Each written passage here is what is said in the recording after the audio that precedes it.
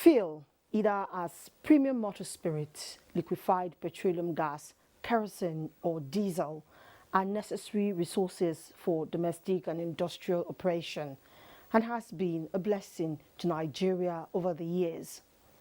As much as the refined forms of these derivatives of crude oil have helped in the development of the country, bringing along with them economic gains, their highly flammable nature make them such to be handled with care.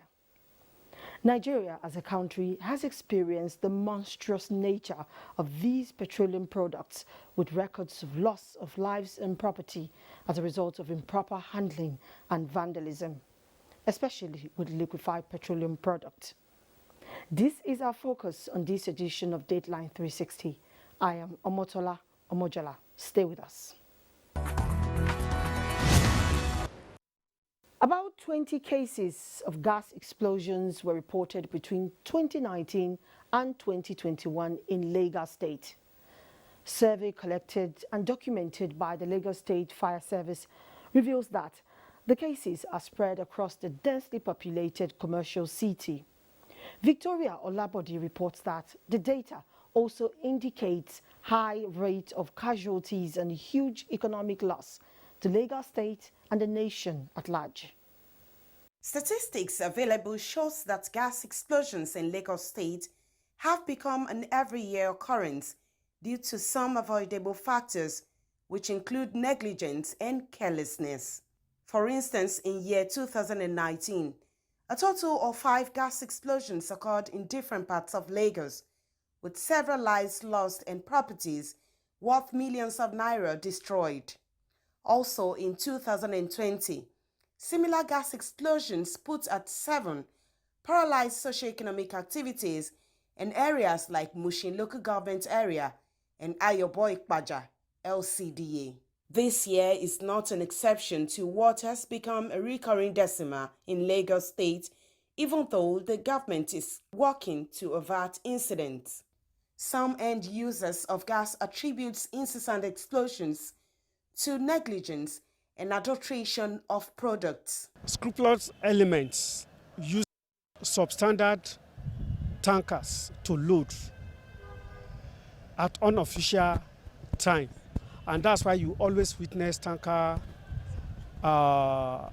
crashes, explosions at some odd hours. Why it is difficult to implement much more? We don't have control over allocation of land. The major causes of gas explosion these days is as a result of carelessness, negligence on the part of operator and the owner of gas plants, where they fail to adhere strictly to the laid down rules and regulations. Some end users of gas attribute incessant explosions to negligence and adulteration of the product. When product sourcing becomes competitive, though the middlemen always want to cut out and then make profits and all that. So before you know what's happening, they begin to adulterate and then stuff like that. So once adulteration begins to come in, there are times where you expect that a gas is supposed to be of, home standard. And then what you are getting is probably an industrial gas, highly flammable, and before you know what's happening is displaced. We've had issues like that with kerosene. Experience anything like leakage, you make sure you take it out. Or maybe you stop using it or you change the cylinder. Some people, they think it's a normal thing. They use gas like stove, which is not supposed to be. Filling the gas alone, going to fix cookers, how to connect your regulators hose not to leak, and at the same time, control your fire. It's very, very risky. It's just like I just signed my debt warrant in this business. Come to complain to me. I will take you to your house. I will show you that even if you have been there for long, there are things you don't know about it. However, Chairman, Nigeria Union of Petroleum and Natural Gas Workers, NUPENG, Lagos Zonal Council, Comrade Tayo Aboyeji, sheds more light. So government should enforce the law that most of them don't even have license. For those who don't have license, they don't know how to operate gas. Make sure that those that want to operate gases are a member of our union who are well trained. But for those, if they cannot, they refuse to join the union, government can get it up and train them. The reoccurrence of gas explosion is generating public concerns in a densely populated city like Lagos. Hence, stakeholders are advocating corporate measures to embrace robust safety precautions before the use of the product. In Lagos, Victoria Olabode for Dateline 360. Now the use of gas is becoming increasingly popular for cooking among Nigerians. But how aware are citizens of the risks associated with improper handling? Hawa Gimba in this next piece examines standards as she hopes to extinguish the flames caused by gas explosions. In recent years, fatal explosions have been reported, and to avert these tragedies, it is important to educate households on the need to gradually replace their metal gas cylinders with fiber cylinders, which are said to be highly fire resistant. Nigeria targets the deepening of liquefied petroleum gas usage in the country, eyeing as much as 5 million metric tons consumption per annum by 2023. In its bid to actualize the targets, the federal government has promised to continue to support the industry with fiscal policies and incentives. But the desire to deepen the usage in the country is another challenge that many say must be confronted with greater vigor.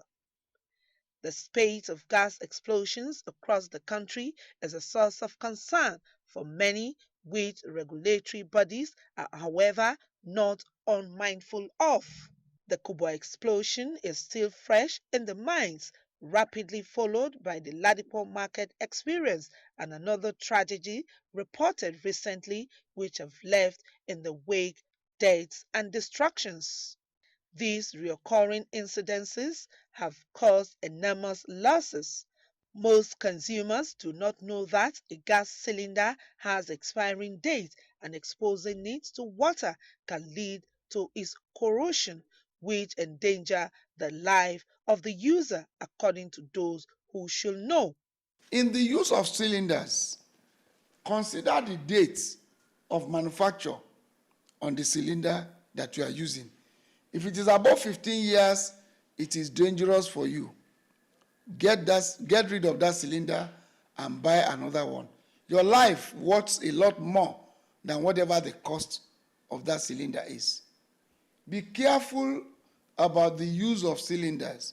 It is advised that for liquefied petroleum gas cylinders, do not put them inside your kitchen, but outside your kitchen. Investigations reveal that there are substandard cylinders in the market which cannot withstand the pressure from the gas. Although there are standard metals for the production of gas cylinder, oftentimes because of the low purchasing power, some people will go for cheaper cylinders. This is why the relevant agencies that are saddled with the responsibilities of ensuring standards should rise to the challenge. The first thing that SON is responsible for is to provide a benchmark for judging cylinders, just like every other product that is locally manufactured or imported into Nigeria. And that benchmark can only come in form of a standard. The number of fire outbreaks is not somehow high in FCT as a whole, between 450 to 470, because of the aggressive fire sensitization program that we embark upon.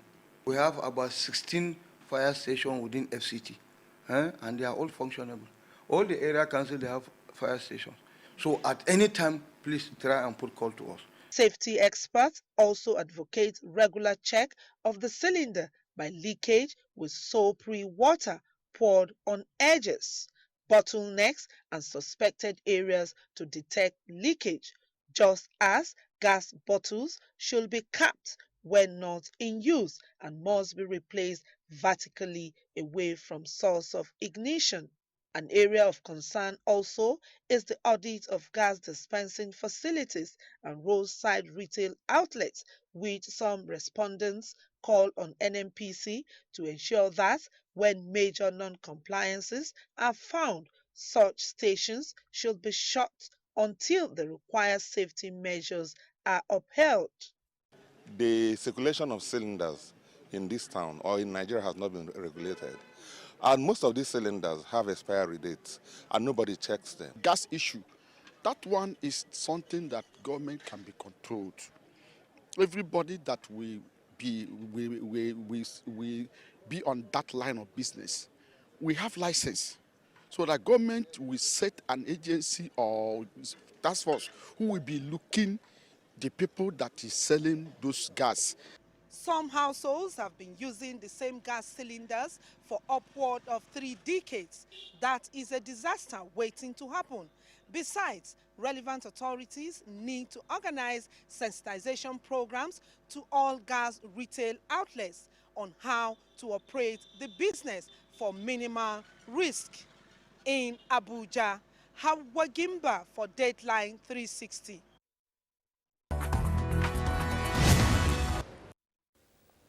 From Kaduna, Suleiman Abdullahi Rigachikun reports that in addition to enforcement of regulations on illegal retail shops of cooking gas, agencies have stepped up campaign to sensitize people about safety measures.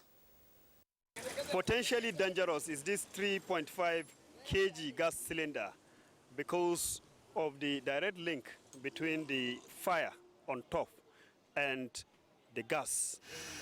Gas, a multi-billion naira industry, explored and processed for various economic advantages. Cooking gas is very popular and has taken over most Nigerian kitchens from the traditional way of burning firewood, charcoal, to kerosene-powered stoves. These gas cylinders are source of livelihood at the same time, source of concern because of the danger involved in using them. Gas is safe. Gas is greener. It's a cleaner fuel. And we just need to adhere to everyday safety. The bitter experience is the gas explosion of 4th January 2020 at Sabon Tasha, Kaduna, that killed prominent professor of chemical engineering and chief executive officer, Nigerian Energy Commission. In a residential area like this, it is not acceptable to have this kind of facilities. And already given directives that all such outlets should be shut down. We will relocate them, we'll give them land in the industrial areas where adequate precautions to prevent things like this happening will be put in place. Yes, we are considering the danger now because the government want people to do no buy at the neighbors, this thing. So what is the danger of selling cooking gas in neighborhoods? What is the danger? In case of fire accidents or something like that, you understand. Where you are supposed to sell gas are supposed to be an outskirts where people can go. Even though fire starts, it cannot affect people around. So I want government to implement policy to discard it. But you know, some people will say going far and the ones that are near, how much, the transport, they are not checking about the danger of life. We can't just stop just like that. If the government and individuals that own money can make gas station in a very close by place, maybe in Jos Road here, can get like 3 or 4 cooking gas 247. So with that, they can actually stop those other people. Stopping them just like that is going to cause a lot of harm. More than 600 illegal retail shops have been closed down. Dealers and consumers must look out for the mandatory embossed markings on all imported LPG cylinders specified in the standard NIS 69/2013. And these include manufacturer's name, manufacturer's date, the date of manufacture of the cylinder, country of origin, the test pressure, the tire weight, and the product registration number with a prefix FA, or if they were manufactured locally, the MANCAP number. These are the marking information that has to be. We always take good out of such incidences It serves as a rider and a wake-up call for all the stakeholders. As the use of cooking gas expands to rural areas, enlightenment of safety measures remains sacrosanct. Suleiman Abdullahi Rigachikun for Deadline 360. And in Enugu, residents expressed their displeasure about indiscriminate siting of gas plants and outlets within residential areas. Kelechi Ochiaga reports that though Enugu State recorded an ugly incident of gas explosion in the past, the use of the product has gone up by 40%, according to research. According to experts, the consequences of gas explosions range from zero damage to total destruction into the gas system. This does not generally give rise to explosions, but can occur if the gas is mixed with sufficient air to form an explosive mixture.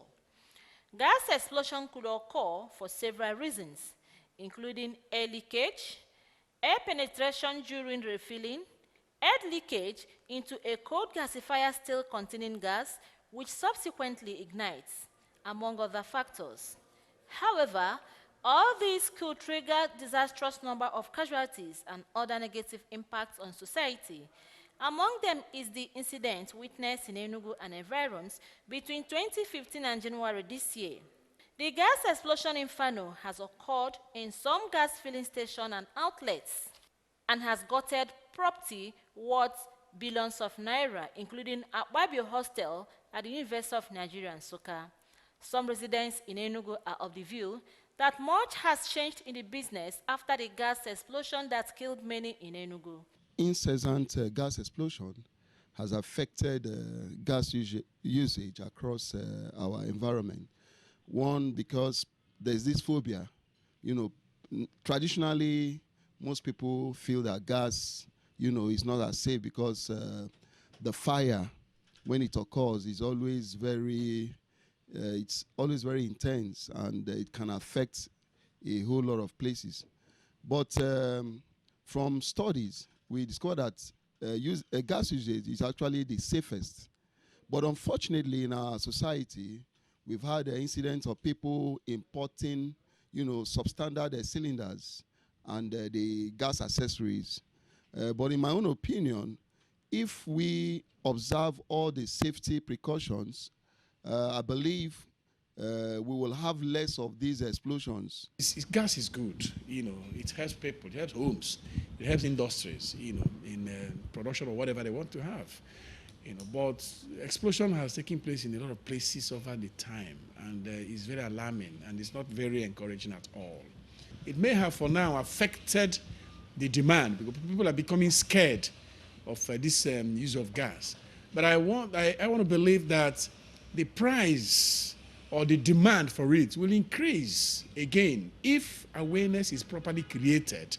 In line with his commitment to the protection of lives and property in the state, the Enugu State Governor Ifeanyi Ugwuanyi in 2018 approved immediate constitution of a committee to evaluate the health and safety standards of all existing petroleum liquefied gas and related services in the state. Meanwhile, the Enugu State Fire Service has reiterated its commitment to the untiring efforts of Governor Ugwuanyi-led administration in transforming the state fire sector for effective discharge of duties. We are properly equipped. We have all the necessary equipment to do that and manpower. On 31st December 2018, there was a fire outbreak involving cooking gas. And that shows how prepared we are, that at the end of the inferno, there was no casualty. Experts are calling on federal governments and relevant agencies to create more awareness on inherent dangers of gas explosion to protect lives and property in the state. Kelechi Ochiara reporting for Deadline 360. From Enugu, we go to Port Harcourt, where Chidebere Onya shares the thoughts of some experts on ways to avert gas explosions. Over the years, the spate of gas-induced fire outbreak across the country has left in its wake massive carnage, raising public fears about the safe usage of the commodity. Very close to my house, there was an explosion, big explosion, and God saved us, because if not, the whole of that neighborhood could have been wrapped up with fire. My gas cylinder is outside my kitchen. Yes, it's better you keep it outside than keeping it in the kitchen because of one. Why? Because of explosion. It would be recalled that in January 2021, a gas pipeline explosion in Odraha community in Emoha Council, and that of July 2020 NNPC Biticon production facility explosion are notable gas mishaps in Rivers State that gained public attention. Stakeholders in the liquefied petroleum gas value chain noted that weak regulation, lax enforcement, improper storage, refilling and poor safety procedures of usage of gas cylinders are some factors traceable to gas explosions that have claimed lives and property in the country. Those who are retailers or operators handling the gas and oil and gas sector do not have the prerequisite knowledge of the impending risk that is involved in being careless within gas installations. In industrialized nations of the world, nobody goes to fill gas with a cylinder. Gases are piped to people's houses. In that way, you reduce the risk involved in gas handling. Now, we must get to the level where we're going to pipe gases to people's houses just as we pipe on water. The ugly development has also been blamed on the proliferation of fake and substandard cylinders, as well as indiscriminate siting of gas plants in residential areas. Those people that are doing decanting means transferring gas from a bigger cylinder to a smaller cylinder in a public place, in a marketplace. They should desist from doing that, because Standards Organization of Nigeria will not allow that. If anything happens, somebody is smoking and pass by, or any fire comes in, it will not only affect the person doing that business, it will affect everybody in the environment. With the federal government's drive to improve the usage of LPG, there is need for relevant authorities to establish effective monitoring on gas cylinder production and importation to avert perceived impending dangers of gas explosion. In Port Harcourt, I am Chidiebere Onyia, reporting for Deadline 360. And that report by Chidiebere concludes this edition of Deadline 360. I am Omotola Omojola. God bless Nigeria.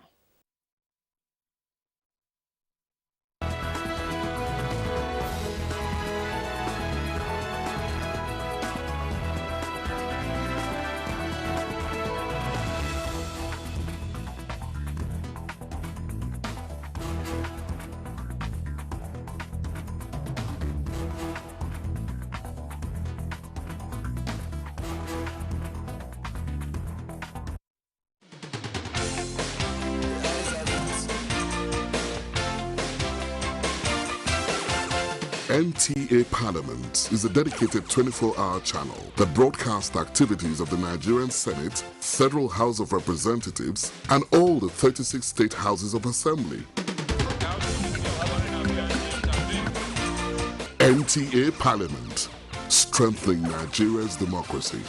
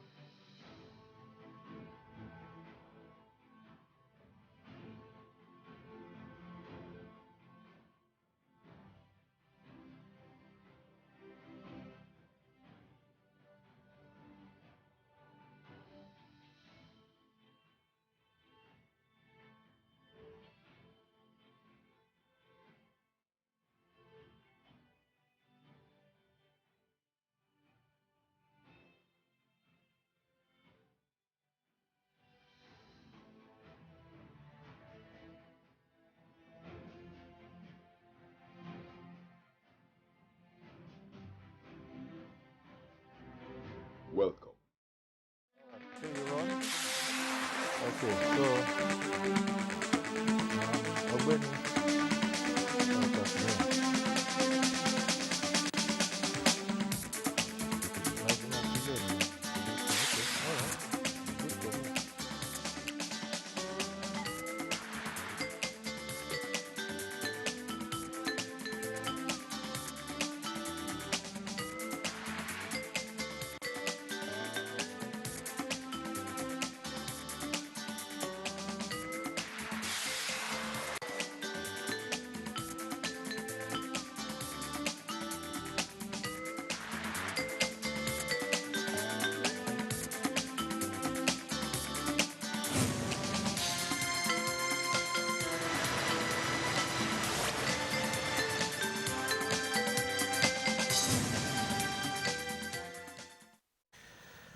hello and welcome. This is NTA Tuesday Live, and I'm Cyril Stover. Now, Nigeria's global investment benchmark has increasingly remained steady on the path of growth, leading to a promising economic destination with prospects of bridging existing gaps within the production, marketing, and export value chains. That was before the outbreak of the COVID-19 pandemic, which crippled the world economy.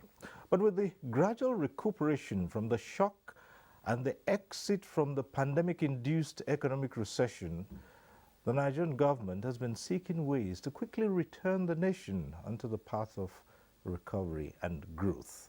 And one of the latest moves by the federal government is the Paris-Durban Investments and Security Fora, aimed at widening the nation's business space for foreign investors to participate in various areas of a comparative advantage. Now tonight, NTA Tuesday Live will look at some of the prospects from the just concluded fora and how it will open up more windows of opportunity for increased direct foreign investments, increased foreign capital base, revamping ailing industries, and giving rise to small and medium-scale enterprises, which are said to be the cornerstone of industrialization. But just before we go into the discussion, let's get to see this report by Musa Abubakar. With the third quarter 2021 gross domestic product GDP at 4.03%, the Nigerian economy is on the path of recovery. The case to speed up the recovery is made by the Nigerian delegation at the International Partnership Forum in Paris, as well as the Intra-African Trade in Durban, South Africa. This is by attracting investors and promoting regional stability through strategic economic and security partnerships. Our business people must key into existing regional value chains or build new ones, either to extend operations into the higher value segments of their industries or to satisfy the area's rules of origin requirements. The Intra-African Trade Fair is uniquely positioned to help in these areas. Nigeria is open for business. Must also build new coalitions for regional conflict to build peace. It is for us to advertise Nigeria to the rest of Africa, show Africa what we possess, show Africa what we can do, and show Africa why we are the leading economy in Africa. The fallout of the two engagements, experts observe, may lower foreign direct investment, considering Nigeria has the largest share of market in Africa. Our population is markets, and market for us is something that the rest of the world is looking for. Where we can take advantage of is that we need that partnership that can strengthen our investment in our gas infrastructure to address insecurity challenge. So what we have to offer is our market. Nigeria and France has a long-standing relationship. So with this forum, that every opportunity between Nigeria and France that Nigeria can benefit will be harnessed, especially in addressing insecurity in the Sahel, for which France has a very big influence on the countries in the Sahel of West Africa. Nigeria is keen to welcome security collaboration and investment in infrastructure, agriculture, manufacturing, amongst other sectors of the economy, as government continue to drive policies for the diversification of the economy. In Abuja, I am Musa Abubakar, NTA News. All right, that report sets the tone for tonight's discussion. We'd like to introduce our guests to you. Let me welcome to this program Mr. Femi Adesina, Special Advisor to the President on Media and Publicity. Good to have you join us tonight. Thank you. Good evening. All right.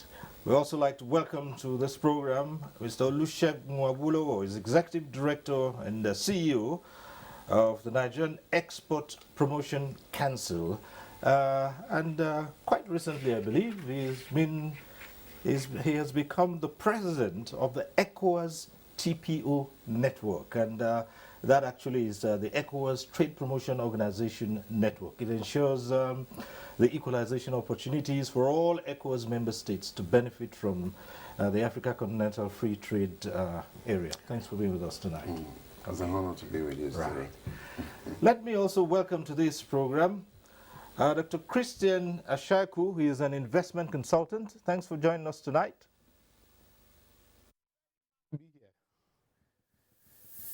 Joining us via Zoom is Kabir Adamu, who is a security expert. Thanks for being with us. Good evening, Cyril. The pleasure is mine. All right. Well, as is usual on this program, we acquaint you with the procedure. We do this every Tuesday. At the appropriate time, you can be part of the discussion in the studio. The phone lines will be on your screens. We advise you take advantage of those. However, we always say to you at that time, if you do get through to the studio and your call is passed through, do us a favor.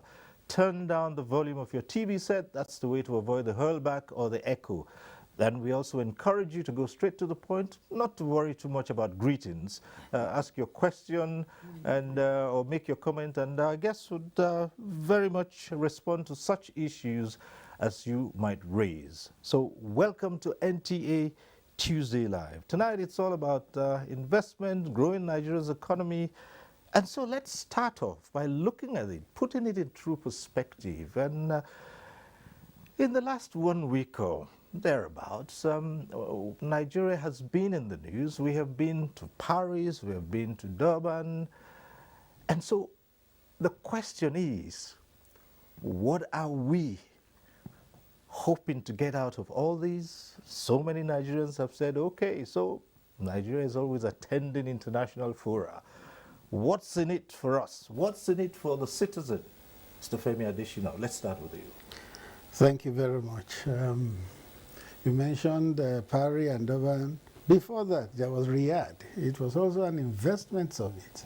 So in the past, almost throughout October, the president was on the move up to early November, and the message was Nigeria's economy is regenerating.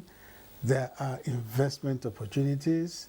Despite security challenges, your investments are safe. And that has been the message.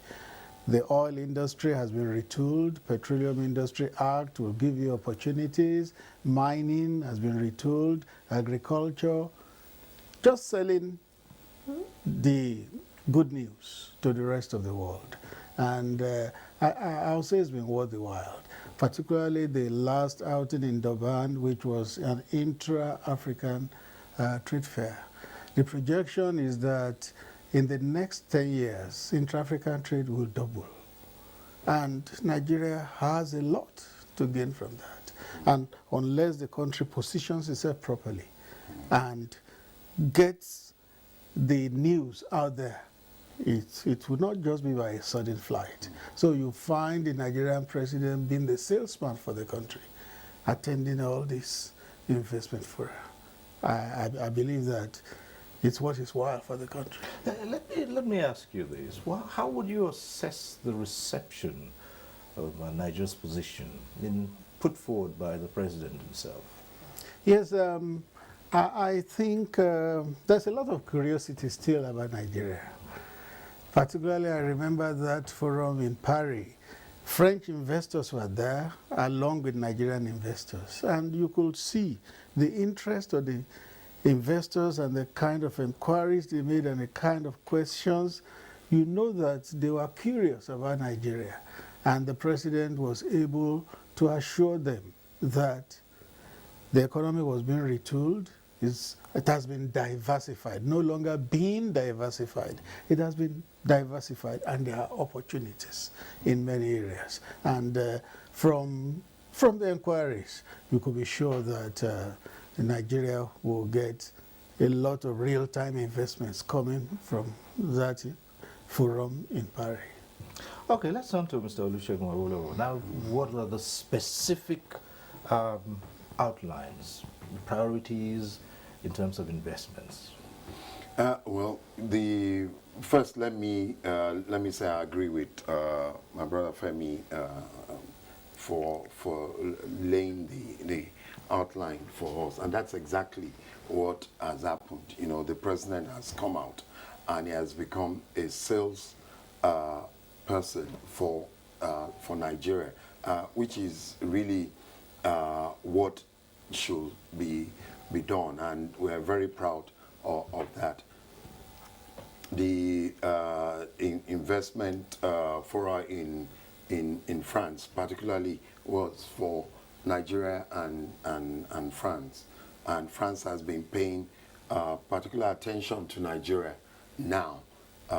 We of course were dominated, surrounded by francophone countries, so they know, but they know the strength of the economy, they know the population, they know what we are capable of, and that is why all that interest is there. Going on to Durban, the Inter-African Trade Fair, you must understand that it's the first trade fair after the African Continental Free Trade Agreement was signed. We had one 3 years ago in Cairo, in Egypt, but then we had not signed the African Continental Free Trade Area Agreement. And what that means is that African leaders have seen that, look, inter-Africa trade is the lowest of all continental blocks, trading blocks, is the lowest. And the truth of it is that Africa does not trade with Africa. We don't trade with ourselves. Our trade is always outside the continent. Yeah, you know, but when you look at it, I say it everywhere boldly that everything Africa needs is in Africa. So until we open that up and we start to trade amongst ourselves, then we're not going to get anywhere. And that is why the Afri-Exim started this, that look, let's have this trade fair. African Union used to do it a long time ago. It collapsed, but they're bringing it up. Because we must see what we have and what we have to trade. Trade is the only way we can solve all the problems we have. We must really trade with each other. And that is what is happening. And that's the focus of the Inter-African Trade Fair. That look, let's bring all the countries together, show what you have. We have business-to-business meetings. We have deals being structured. You know, the heads of states come, make a statement to sell their country. And President Buhari was there, made a very powerful statement about what Nigeria is ready to do and what Nigeria is willing to do to drive the African Continental Free Trade Area. And I think it's a plus for the country. Okay, we'll look at some of those issues in greater detail. But let me go over to Christian Ashaiku, the investment consultant. Now, what do you make of these efforts by government, just coming out of an economy that's been battered seriously by COVID-19? Let me say thank you very much, and I really want to add a little to what the special advisor has just mentioned. But before I go into that, let us maybe put this in a little bit of perspective. African independence will be meaningless until we have this kind of economic independence. Over the years, Africans, like the Export Promotion Council boss said, we don't trade with ourselves, meaning we don't produce. We should learn to be independent economically. And the fact, this is the first time I am so excited that we, as Africans, are trying to come together and talk to ourselves, trade among ourselves, try to be independent. The European Union have done it. They've done it where they have their free trade, so they've capitalized on that. They saw reason to come together. Africa came together, but the most important reason why we came together has been neglected, which is the trade. The essence of every coming together, people signing agreement is for trade. And this has been neglected for too long. This trade fair, which President Buhari mentioned clearly, that Nigeria is ready for business. Africa is ready for business. But the most important of all is, let us understand that we are not independent until we are economically independent. And that should be the forefront of our struggle in this 21st century. Because now, if we are independent, then we can do a lot of things among ourselves. If you see the people that fought for African independence, they fought for economic independence, not just the political thing. It was the economy we were trying to get. But it is always on the lower burner of our campaign. I'm happy it is on the front burner now. President has spelled it out. Like he said, he's been the #1 campaigner of this, which is really good. And I hope those of us in the diaspora can key into this, because I call those of us in diaspora as the Josephs of our time. We have a lot we can bring back home.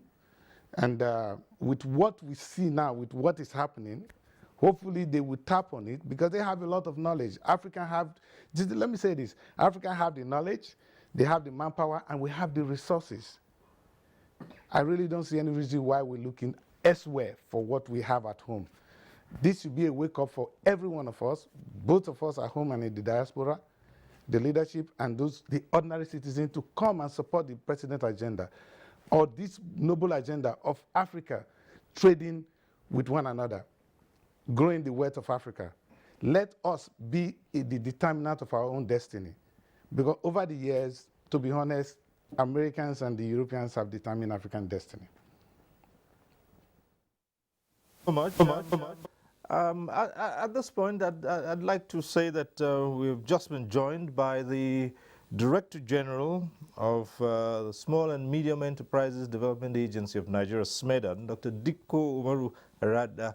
Thank you for being with us. And straight away, let's come to you with the issues we're discussing tonight. Small and medium enterprises are seen as the engine room of this economic growth and development. So it's, opportune to have you be with us and say, what is your take on these efforts?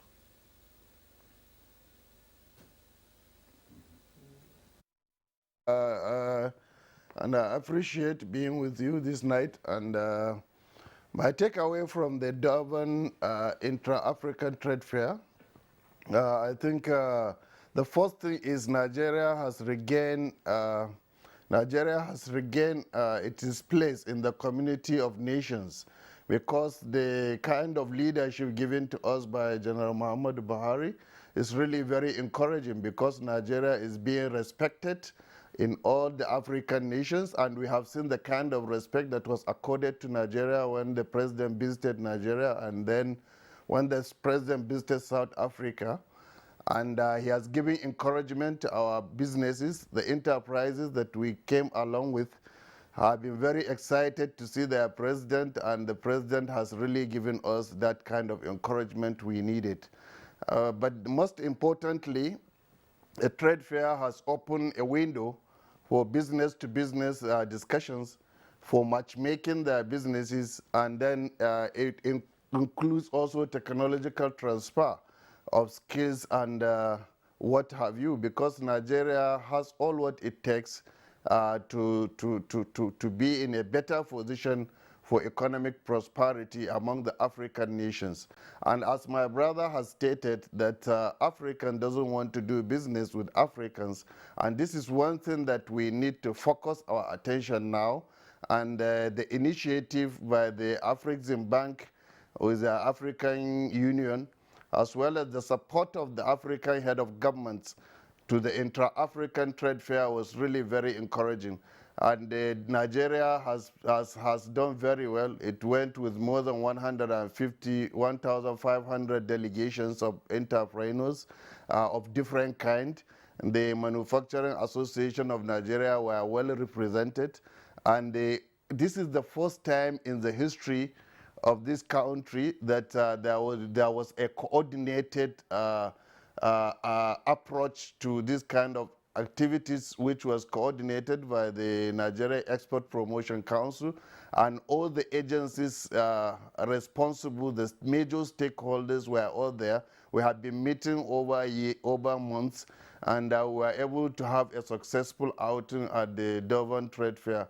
And that is a very, very, very good. And then from the outcome we got from the MSMEs that attended the trade fair, they have gotten a lot of business-to-business relationship, and they have gotten a lot of customers who have made a lot of demand and on the supply of their goods at whatever level, and we quite appreciate it, and that will give a boost to the Nigerian economy, and that will also give a kind of better livelihood to our MSMEs, and we hope and pray that this kind of effort by the African head of governments through the Afrexim Bank and the headquarter of the African Free Continental Trade Agreement, I think it will go a long way in helping the economy of Africa, and it will make us economic independent away from the Western nations. Thank you so much. We'll come back to you.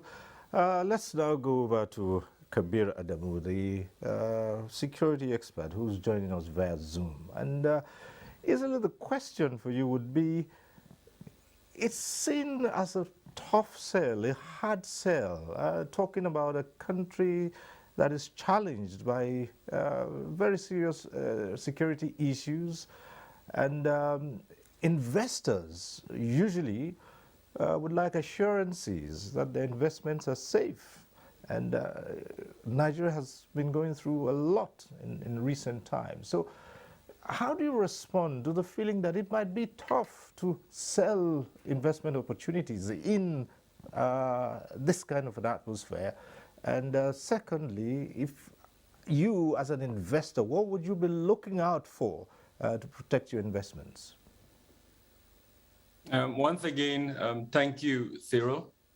Let me start by commending Mr. President's current team for putting him out there in the international fora within the Committee of Nations. We've seen a resurgence that was not there before in the last few weeks.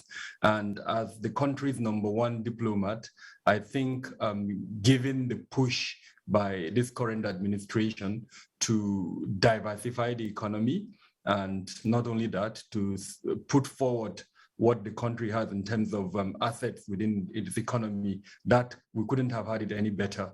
We are discussing Durban and Paris. These are very, very key. Now, the point you made around concerns regarding the economy and insecurity are germane points. No investor would put away concerns regarding the impact of security on his investment. However, it's very important that good investors who understand international politics weigh the consequences of their investment vis-a-vis the risk associated with that business. And then, of course, they do the next thing, which is the return on investment. And if you are able to mitigate or control those risks, then, of course, you still go ahead and invest. And the good thing is that Nigeria has a very high return on investment. In fact, in most instances, we say the cost of investment is low and the return is extremely high. So by the time you put all of this together, and then you now also calculate the control measures for managing those risks, then you find out that Nigeria is a lucrative market for investment. However, the points that I think worry me a bit is that the public security departments are a little bit stretched. Now you have tremendous effort that are being made by public security departments. And I think as we ride along, as we try to embrace this new global campaign to sell Nigeria, it's very important that we recognize the role that are being played by these private security players. Most times, the investors in contact and engaged with private security players. And I'll use I run a consultancy as an example. We do what we call journey management. When investors are coming to the country, sometimes they would contact public security department because they're armed.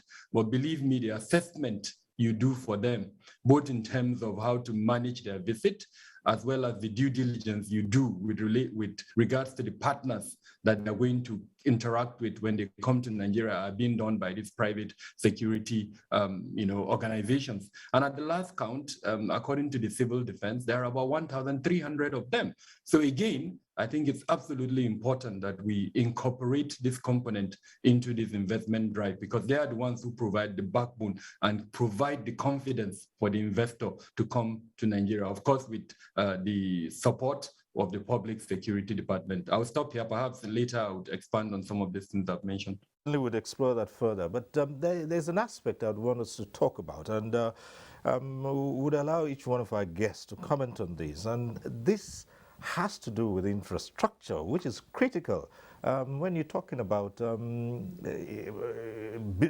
the economy. And let's start taking views on how we're responding to the infrastructure deficit and challenge. And the special advisor on media and publicity here would be in a very good position to take us through this. Thank you.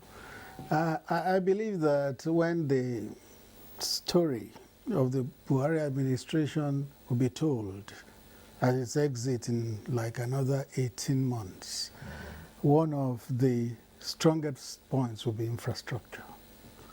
And wherever the president goes in the world today, he does not shy from talking about developments that have been made in infrastructure. We are not there yet, but we are not where we were. He would tell whoever he's meeting that Nigeria had severe infrastructural deficits, which he met in 2015. But today, he's been able to make a difference in roads, in rail, in airports, in bridges, different kinds of infrastructure. And without infrastructural development, there cannot be economic development. There's a nexus between the two. If you don't have the necessary infrastructure, there is no way you will develop your economy. So everywhere. In fact, when he met with the president of the Islamic Development Bank, he told him, he said, if Nigerians have infrastructure, they will mind their businesses. They may not even care about who is in government. All they want is to have light, is to have good roads, have railway. They can commute, they can do their businesses. Small-scale investments can thrive when you have infrastructure. So the story of infrastructure is one that is yet to be told. But wherever the president goes, he tells it.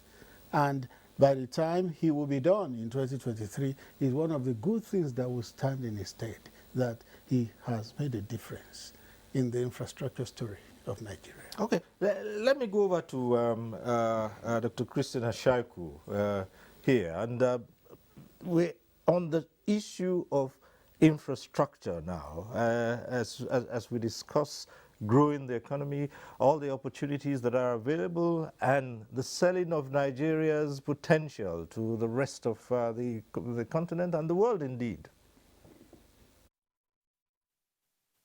Nigeria and indeed Africa should concentrate on what their comparative advantage. Infrastructure is important, yes, but what we have in Africa is unique. We have natural resources we can sell to the rest of the world. So we just need to concentrate on what we do best. Like the media advisor especially mentioned correctly, we are not where we were. I mean, sometimes we really look down on our potential as a nation. We cannot jump. A baby learns to stand and walk and then crawl. It's a slow process. Nigeria, we are moving forward. Let us respect what we have and concentrate on one thing. We have natural resources. The West, they don't have it. And my interest, because I'm from the diaspora, I want to see what African has sell to the rest of the world. That is my pain, because we cannot continue to always import. yes, they have things where they are good at. Maybe they have some technological thing to sell to us. We have natural resources to sell to them. Let us process that. Let us process that and give that back to them. And most importantly, I want to say this, that Nigeria have a very youthful population. I live in the United Kingdom, and when I make a phone call, the people that picks my call are people from India and sometimes from South Africa. The reason being, the cost of labor in the United Kingdom is so high that they have to contract some of these things outside. We in Nigeria, we don't take advantage of that. That is human resources, which we have. We have a lot of young graduates here who could have just setting up and bringing that business home would have done a lot. And I want to also mention that these are my interests. Number two, of late, Ghana is now responsible for the banana we eat in the United Kingdom. We have the whole land in Nigeria. We have all that to cultivate this land. It takes on, I really want to see Nigeria taking this position in this community of nations. I say one thing, let me make it clear, that until Nigeria stand, the black man anywhere in the world is in trouble. The future of any black man anywhere, be in America, anywhere, is the success of Nigeria. So it is important. That's why for people like me, I always come back to Nigeria to do anything I can do to raise, because there's nothing I can do there that will be meaningful. Nigeria have to succeed if I want to succeed. And I think this should be in the consciousness of every one of us. Rather than capitalizing on what we don't have, why don't we look at what we have? We have a youthful population, we have natural resources, we have the intellect. I was privileged to interview the Nigerian Export Promotion Council in London when they came from the food market. That is a huge market. A huge market. Do you know in Europe, if you come to UK where I live, you will see that the Turkish have their own food bank. They have their own supermarket. The Cyprus, name it, everywhere. It's only Africa that don't have a big shop. You have all these mega shops where you go, and most of these things, you can't compete like that. We need to have a structure, a strong base to export what we have to the rest of the world. And the Europeans, they don't care. It's not about whether they like us or not. They hate China, but they do business with China. I'm sure if we give them what they want, they will do business with us. Thank you very much. Well, Mr. Wolo. Let me say, yes, I agree with him, particularly the importance of the diaspora economy. And that is why at the NEPC, under Zero Oil Plan, what we're looking at is the diaspora itself, not only for remittances, because we tend to talk so much about the remittances that are coming in from the diaspora. But I say in every country where they are, they're an economy. So they are looking for your food, they're looking for clothes, they're looking for your artists, they're looking for everything you can read. So let's take advantage of that and move those goods. But then, let me say, the most important thing that is really going to move us is, like he said, we import too much. We have to produce. And that's why we came up with the Zero Oil Plan, which says, look, Nigeria can and must survive in a world economy where she no longer sells oil. It sounded very audacious. It sounded overambitious. And I keep saying, when do you want to be ambitious? When your oil prices are falling down, your oil, like the special advisor said, started it out. We keep talking about diversification, but we must know the economy is already diversified. It is. When we rebased the economy way back then, I think it was 2014 or something, when the economy was rebased and we became the largest economy in Africa, we found out that was driving our GDP. In fact, agriculture was not driving our GDP. It was services. It was the financial services, the entertainment services. Those were the ones that were driving our GDP. But your foreign exchange earnings were coming from oil. 92% was from oil. And when oil prices crash, and that's why you always have a problem. So I say, look, let's see what else, like the gentleman was talking about. What is our comparative advantage? Yes, we have natural resources. We have all this. But how do we control that? First, I say we need to scale up production and productivity. And that's what the Zero Oil Plan is all about. You talked about infrastructure. Key argued, you know, at various government fora that, look, what you need to build is the infrastructure that moves your goods and services. That is what is needed. And that is what government is doing. When the special advisor talked about, well, we know the huge debt of infrastructure we have. But we must scale it up. I think it was the Minister of Finance that was telling us the gaps and how much we need for infrastructure. I'll round up now. How much we need for infrastructure. So we need to scale that up. But it's happening. You know, the government is concentrating. I know the Minister of Works and Housing particularly took from the Zero Oil Plan that field to market areas, how to move goods and services. It is very key. And that is what we must continue to do. Scale up production, scale up productivity. And then I must tell again, what we are looking at is not just exporting raw materials anymore. We must produce.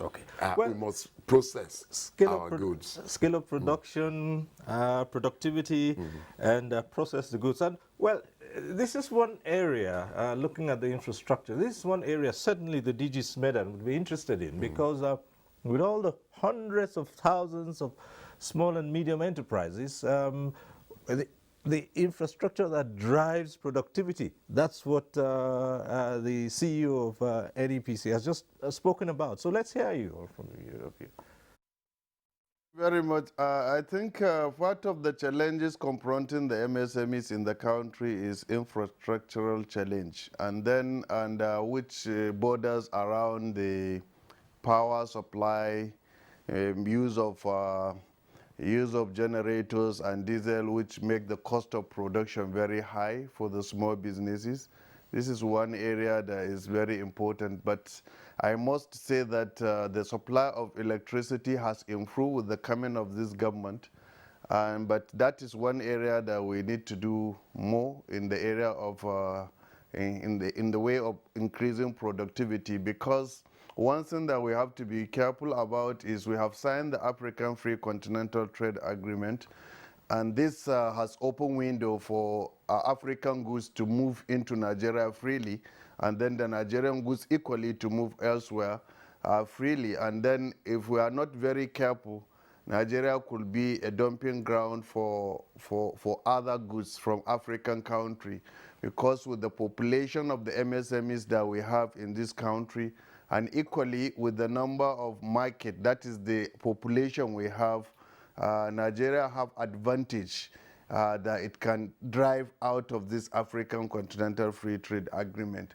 But we must do two basic things. One is that we have to improve on the quality of our branding, and then the quality of our products, and also the hygiene level of the product. This is one area that we need to build the capacity of the entrepreneurs in that direction, so that they take advantage of this, because the market is so competitive.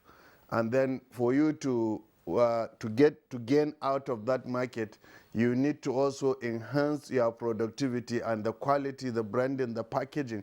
Because all what we are doing, what you see is we have quality raw materials in Nigeria that you hardly find elsewhere.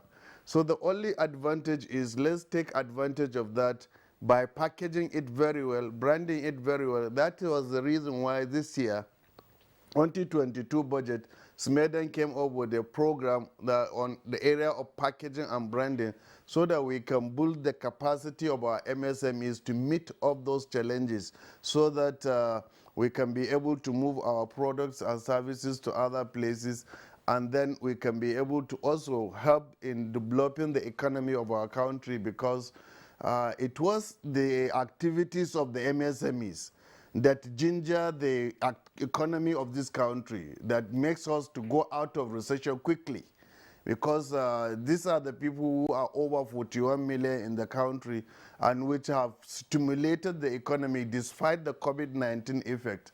and we were able to get where we are today. And then the intervention based on the economic sustainability plan of the government, which brings about the MSME Survival Fund, has also greatly helped in lifting the MSMEs from the effect of the COVID-19 to where we are today. And then also we have learned to improve on the area of technology and information technology by the use of the social media platforms to sell our goods and services despite the lockdown during the COVID-19. And we have initiated some apps from our agency, which makes it easy for someone to train, to get his entrepreneurship training online through the academic. And then you can also do marketing, you buy things online. All those apps were available as a result of the COVID-19. So I think this is one area that we need to focus about so that we take appropriate position through the signing of the African Free Continental Trade Area. With that, Nigerian MSMEs will be in a better position to help drive the economy of the country. Thank you so much. Kabir, certainly there's much more to infrastructure than just roads and electricity. It goes beyond that, doesn't it? And you have an insight into how this relates to growing the economy, especially through small and medium enterprises.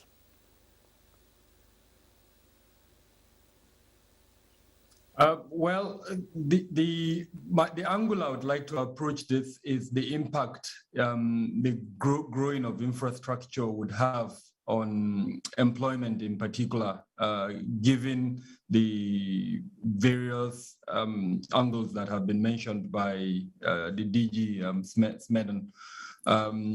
One of the drivers of insecurity in the country at the moment is the high rate of unemployment. And I think the last figures provided by MBS puts it at 33%. And so where we're able to expand the infrastructure and it reduces the cost of production, allows especially the very dynamic young Nigerian who, as you travel along the 36 states of the Federation and the FCT, you see everyone striving and more or less providing this infrastructure and other facilities themselves. And this unemployment is reduced. And of course, the correlation between that unemployment and insecurity has been well documented. And so I think it's going to be a good and easy way out of reducing the current security challenges in the country if we expand, especially the several aspects of insecurity. When we discuss the drivers of insecurity, oftentimes we fail to remember the correlation between the economic challenges the country is facing and the level of insecurity within the country. Again, you can argue that it's a case of which comes first, the chicken or the egg. But at the end of the day, if we're able to improve on this and enhance the employment opportunities, I think it would help in the long run the security situation in the country.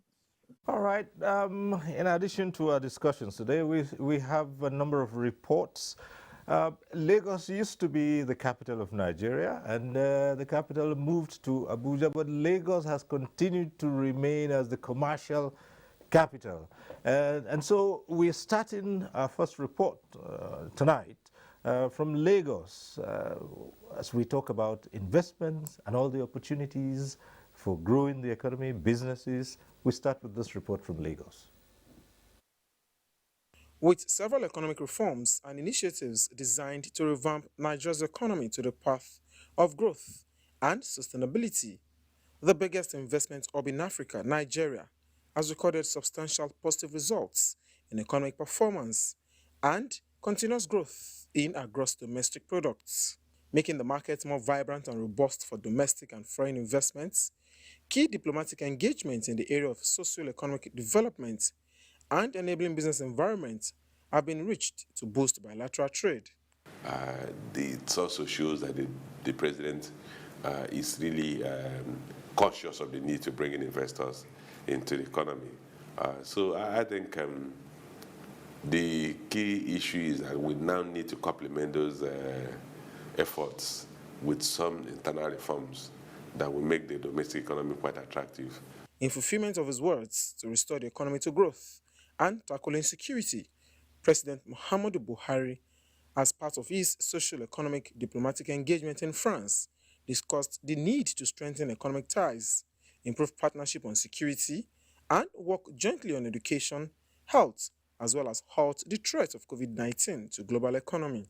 Socio-economic diplomatic missions, which is expected to enhance two major issues that are befalling the Nigerian economy and Nigeria as a whole. So if a president deems it fit to travel on diplomatic mission to correct these two anomalies, these two great imbroglio that is affecting the existence of Nigeria, it is the best thing to happen. Connecting the African market to the global space through the Africa Continental Free Trade Agreement to boost trade and investment formed part of discussion at the President's interaction with stakeholders in Durban. The idea initiated by Mr. President to drive economic growth through domestic and foreign portfolio investments, economic experts submit is critical to economic sustainability.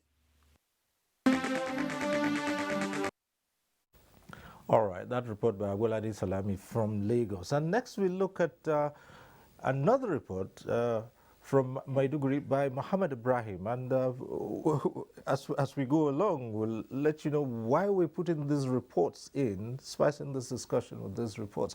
Of course, you do know that Maiduguri is in the northeast, and that's one area that has suffered a lot from the activities of insurgents, and that had done incalculable damage to the economy of that place. But let's get to see this report by Muhammad Ibrahim. In order for Nigeria, as a member of the global village, position itself favorably, it needs to cohabit and align its security interests with that of France and neighboring countries to gain support in the war against insurgency bedeviling the country's northeast, especially Borno State, which serves as a gateway to many countries in Africa. If the French will help us to assist our security outlet, security installations to forestall the issues of abduction and the kidnappings of pupils in school and others, it will also surmount some of the challenges. The development of vaccination is now trying to create what we call vaccine nationalism across the frontiers, even among the industrialized countries. Experts on political economy, banking and finance observe that there is need to continuously build bridges through agreements for proper takeoff of the African Continental Free Trade Area, which signatory countries should uphold for practical benefits to local people in all parts of the country. The international community should supply, if it is weaponry, they can be able to do that. If it is intelligence, they have it, they can do that. First thing is to eliminate, to clear the insurgents. Mobilize all your weaponry. Cordon an area, clear the area, move to another cordon area. Collateral damage is inevitable in any way. Borno State is a readily available market where all type of businesses used to prosper here. The backbone of investment is marketing. Marketing where to carry the goods to or where the consumers are, because goods are not produced where they are consumed. So you have to move them from one place to the other. There is a consensus also that Nigeria needs to do its homework to set an enabling environment for ease of doing business, such as providing adequate security, efficient transport, road infrastructure, and power supply for even local initiatives for food security to thrive, such as the local rice production affected by banditry and kidnapping. For Nigeria to move away from being a consumer nation to an industrialized country, experts advised it is never too late to start doing the right thing as seeking to improve the country's status in the global economic value chain and involving cross-border insecurity through collaboration to end banditry, kidnapping, and insurgency. That report by Mohammed Ibrahim from Maiduguri. And let's stay with Kabiru on this point and say, well, concerns, of course, there are some concerns about the African Continental Free Trade Area Agreement, and the concerns stem from the fact that under this, goods would move freely in all the countries, and with the movement of goods and services, there are concerns about movements of criminals and criminal activities as well. So how do you begin to ensure that you're able to maximize the benefits of intra-continental trade, yet stem the likelihood of criminality? Beautiful question, Cyril. It's a genuine concern, especially if we allow our current situation where, unfortunately, our institutions are not very, very strong in terms of understanding some of these dynamics. Number two, our ability to manage the current global obsession with data.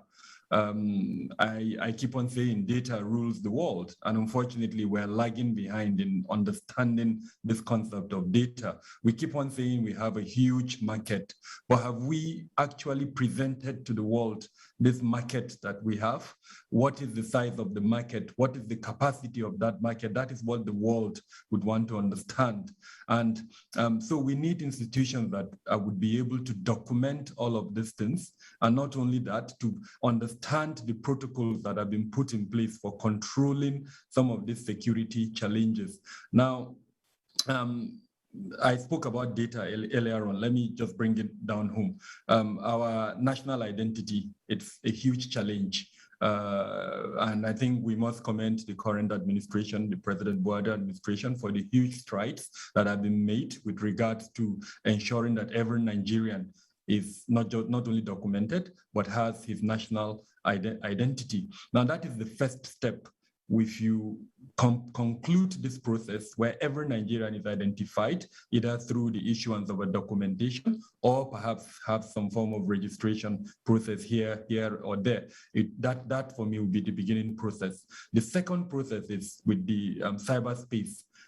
What kind of digital identity are we going to ensure that every Nigerian, every business that operates within the Nigerian space has, either within the cyberspace or within the physical space? Now, it's when you have all of this together that you can now project to the world, and you can also institute security measures to control. Second point is the types of bilateral relationship we have with both our immediate neighboring countries, as well as the multilateral relationships we have within several multilateral fora, starting from ECOWAS up to AU, and then of course extending further up to the UN. How do we ensure that the protocols and all the agreements that we've entered with these bilateral as well as multilateral bodies are guided by the several principles and the requirements of security within them? So again, it ties back and to the strength of the institutions that we have within the country, not only to understand these issues, but to manage them to our advantage. And I think in terms of our national interest, this current administration has done very well in terms of marshalling that national interest. I take us back, looking at security, in 2019, the administration launched the revised National Security Strategy 2019. And incidentally, that's the first time in Nigeria's history that the concept of security was redefined. The age-old state-centric security was redefined to human security. And that also is the beginning point. If you understand that security is all about improving the quality of life within the country, and is no longer about regime protection, is no longer about ensuring stability of the government and all of that, then your entire administration, all the departments of government will now invest in that human security. And that's what I'm hoping to see. Once we do that, then we can take advantage of the outside world, not just to make sure that we meet this national interest. Right. Let's come to Mr. Femi Adesina. And the president interacted with other heads of governments and delegations. Were these concerns brought up? Especially in his discussion with, yes, Nigeria is surrounded by Franco-African countries. Did anything about this come up in his discussion with President Emmanuel Macron? And in South Africa, did this come up in any way with President Ramaphosa? Well, he did not have formal and official meetings with the presidents, but he met different groups, like the president IDB. He met a minister from UAE, which incidentally is having an investment forum coming up to which Nigeria has been invited. So he met different groups, but he met with the president of Burkina Faso. That was more of security they discussed. You know, Burkina Faso has challenges, just like Nigeria in the area of security. So that was mainly on security. But judging from past interactions with other presidents, whenever a president meets with them, security is paramount. Economic development and cooperation also very, very paramount in their discussions. And if they are of the first world, training for our military and equipping them will also come up. Any president that our president meets with is either security or economic cooperation or training and human development generally. Now, the African Development Bank is playing a key role in here, and of course, the president held discussions with the bank. Yes, who happens to be one of us here, and he is acquainted with the situation here. What are the takeaways from such discussions, especially given the fact that Nigeria's economy is about the one that every other country in this continent looks to? Yes, not just with AFDB, but also Afreximbank. In fact, in Durban, he had like a bilateral meeting with the president of Afreximbank, who incidentally also is a Nigerian. Orama has Nigerian roots. So, just earlier today, yes, it's still today. Yeah. I saw a report from Afreximbank about Durban that deals to the tune of about 56 billion was struck. That's not just for Nigeria, among countries, country to country. In Cairo, 2 years ago, Nigeria struck deals of $3.3 billion, Nigeria alone. So you can be sure that from Durban, there will also be handsome deals that must have been struck, business to business, government to government. Anytime a president meets with multilateral organizations like AFDB, like Afreximbank, you can be sure that his interests will be what they can do for Nigeria. And those who head these institutions are very, very eager and keen to advance things to Nigeria. At times they could be grants, at times they could be loans, but Nigeria usually gets good deals from these meetings. All right, at this point in time, we'll take a short break. When we return, this discussion will continue, and hopefully we'll have people join in via the telephone. We'll have you call in to be part of the discussion. Stay with us at NTA Tuesday Live. We'll be back shortly.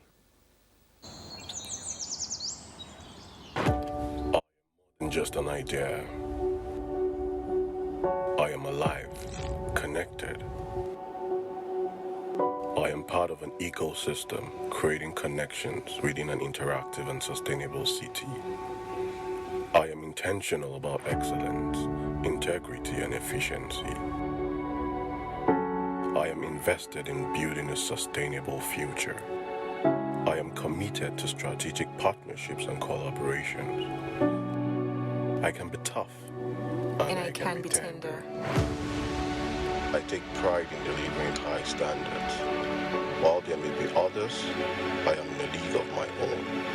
I am more than just an idea. I am beloved. Who are you?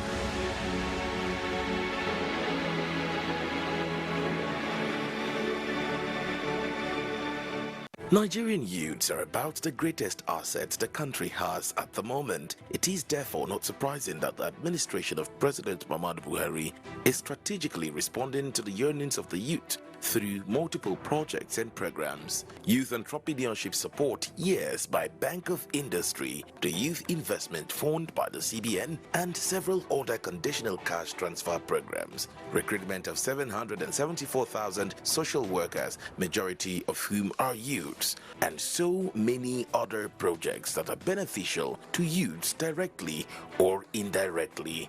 If the administration can do all this, definitely with a degree of patience and time, it can achieve more. Nigerian youths must come together to say no to terrorism, no to vandalism, and no to all disruptive tendencies. Hashtag Youth for Greater Nigeria. Pacifying the youths, unifying the nation.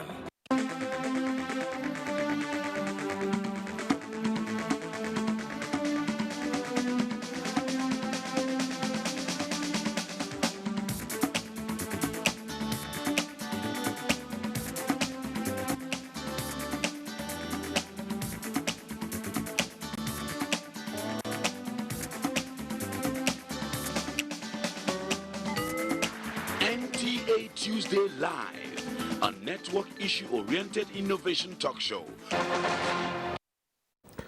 Thanks for staying with us. Now, this segment, we expect that it will be interactive. It means you can join in the discussion in the studio here. The lines will be on your TV screens. You can use those lines and call in. And a quick reminder here that when your call gets through to the studio, once your call is passed through to the studio, your name appears on screen. It means you're direct to the studio.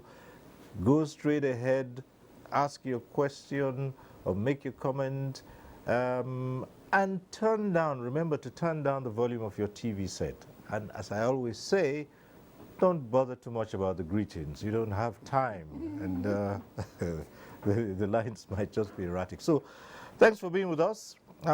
We start off by going to Mr. Olusegun Awolowo, and the issue here is, yes, those meetings had been held, talks had been held, people had shown interest, but again, Nigerians will say, what are we looking at? What has come out of it? What, can you show anything to say, okay, we spoke with this group XYZ, and this is what we came up with? Well, let me say, when your president comes out, becomes your #1 salesperson, then everything gears in and takes shape. In Durban, I think we had about 7 presidents. President Buhari was one of the presidents that came there.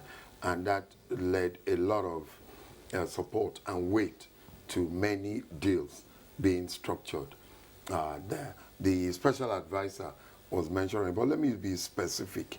You know, first, NNPC and Afrexim signed a $1.4 billion deal. You had Blue On Aviation Logistics Limited signed another $250 million for management of 3 domestic airports in Nigeria. You had Mass Exploration and Production Company. They secured a $274 million deal, you know, secured reserve-based lending facility from Afrexim. Silverbird and EE Entertainment signed a $50 million deal. Ben Bruce was there, really smiling. Now, Joe Metric Power Limited and Afrexim signed another $50 million deal. Nexim Bank and Afrexim signed a $500 million deal to support the rehabilitation and modernization of Nigerian ports, etc., etc. Also for fleet expansion for our sailing project. So those are many, but then those are the big ones. On the other side are the small and medium scale enterprises, our entrepreneurs that were there. I know of one, Leluc, she's a lady that does bags. Okay. Signed, she got orders worth about $15,000 just on spot there. So many things were there that will really ginger up our economy. All right. So it's always important to attend these fairs to showcase what your country has And more importantly, when you have your number one salesman, and you can see presidents all over the world. How many times had even Macron been here? You know, Macron went as far to follow us to shrine. Okay. He wasn't going there to smoke. He was going there to promote France. We'll return to some of those things, but since the lines are open, our first caller online tonight, I believe we still have the first caller here tonight, Ololade, who's calling in from Ilorin. Hello, Ololade, go right ahead.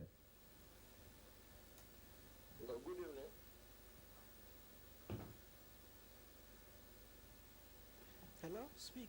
Hello. Okay, good evening. Yes, Good evening, Ololade, are you there? Yes.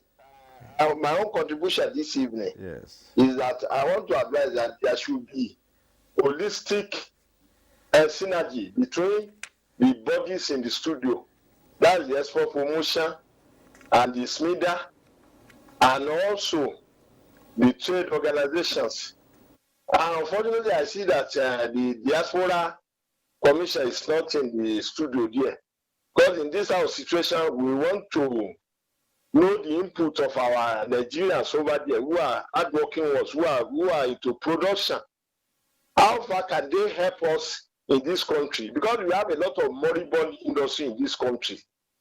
Most of this moribund industry, if we can get foreign investor who will come and lease and take over the places, not completely, maybe lease it, it will create a business atmosphere for us in this country, and it will check the idleness in our country, and it will also reduce the security challenges. And they will also be paying tax to us in Nigeria, and it will increase our business atmosphere economy. And again, I don't know whether there's a synergy between our ambassadors in some countries, viable countries like Japan, China, Dubai, Lebanon, because if these people can, there should be a scorecard on their part that this is how far they have been able to bring investors from those countries to come and invest in Nigeria. It's unfortunate, some report I'm hearing these days, that Chinese are into illegal mining in the night in Nigeria. Also, it's already bastardized the gold in Osun. National State is also being troubled by these people. And recently, the senator representing Kogi East, that's Jubi Issa, cried out over the activities of illegal miners in Nigeria. I think a lot has to be done on this area so that we will not be losing billions of dollars through illegal mining activities. That's just, I won't take your time. That's just my little contribution this evening, that there must be an effective and holistic synergy between all the people in the studio, and including even the Diaspora Commission that is not there. That's just my contribution. I'm Akiola Ololade from Ilorin, Kwara State. Thank you very much for your contributions. And well, yes, the Diaspora Commission NIDCOM is not here, but I do assure you that we have a Nigerian who is an investment consultant. He's a member of the diaspora community, and he's back in here and has been sharing his experiences and his thoughts with us on this program. And good, you talk about synergy. The DG Smedan is also here, and so we'll go straight to him first to talk about that and the kinds of deals that he saw happening with this fora. But I think I will start with the area of synergy and collaboration. I think I have mentioned it in my earlier statement that this is one program that created a lot of synergy and cooperation among the agencies of government in Nigeria, because this arrangement was coupled together by all those involved. Smedan is involved, NEPC, Nexim Bank, BOI, Automotive Council, NIDA, and all these agencies were involved, and we have coordinated it very well. That makes the participation easy for Nigerian delegation in Durban. And I think with that kind of synergy, if we continue with that tempo, and it will help greatly in helping the economy of this country. And that also we need to look at the issues of take away from the Durban engagement. We have mentioned earlier that a lot of our entrepreneurs were able to get job orders from other people who are interested in their products and services, and then they were able also to have a lot of deals with other places. And then there is this issue, the crop of which is the technology transfer between our MSMEs in Nigeria and other MSMEs in other participating African countries. And that exposure alone, it will expose our MSMEs to the international market and to the competitiveness of the international market, which makes them to stand firm to ensure that they meet up all those responsibilities and issues, and they will be able to match off on all other challenges that may confront them in facing those competitive challenges at the global market.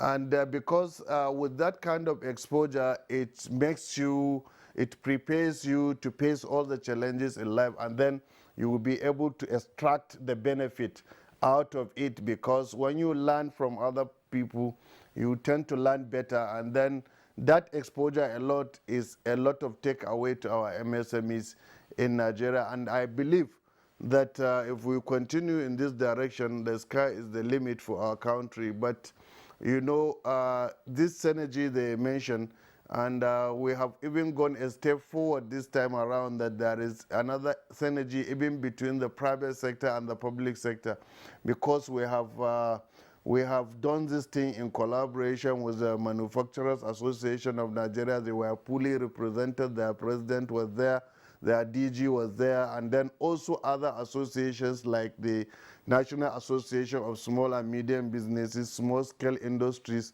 They were all involved. I think with the involvement of the BMOs, Business Membership Organization, the public sector, and together under the leadership of the Minister of Industry, Trade and Investment, I think this will move the country to a greater height, as long as we take advantage of all these available facilities that are put in place, especially with the encouragement coming from Mr. President on our Nigerian entrepreneurs and participating businesses in Nigeria at Durban. It gives a lot of courage, and that stimulated a lot of people, and will perform better, I believe, in the next Intra-African Trade Fair coming up next year. Thank you so much. I'm back to the phone lines now. We have Ola, who's calling in from Mundu. Hello, Ola. Go ahead.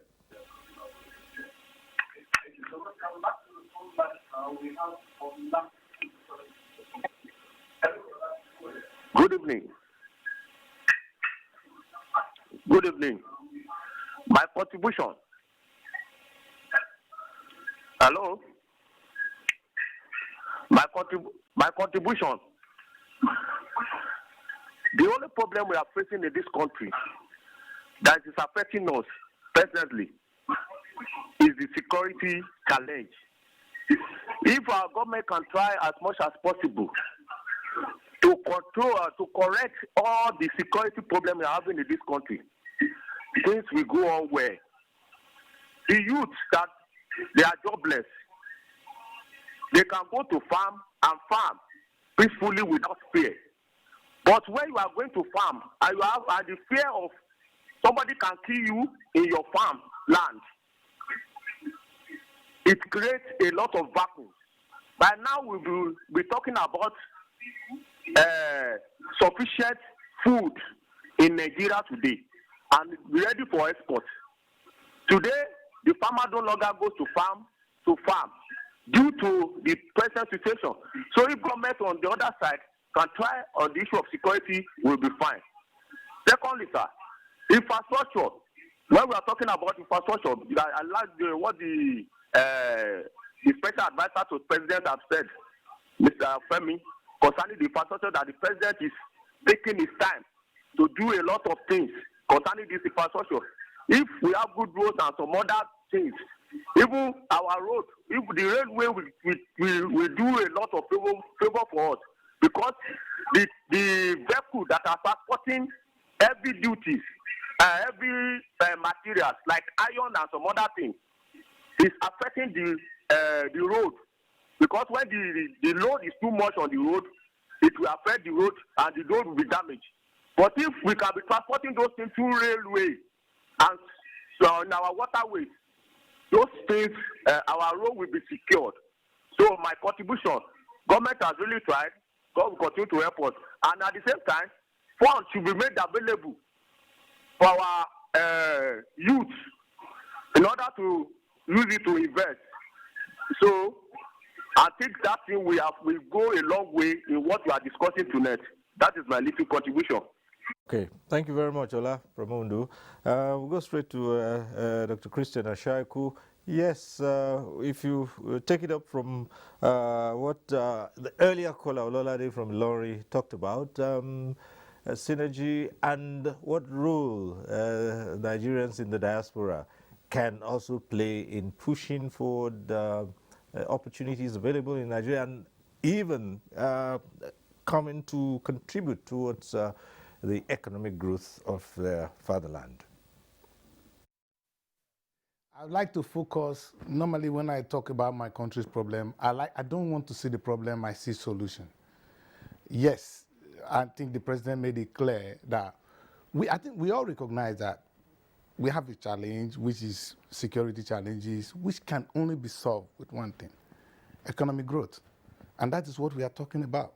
How do we grow the economy? With a good economy, people don't have time for what you see now. There will be peace.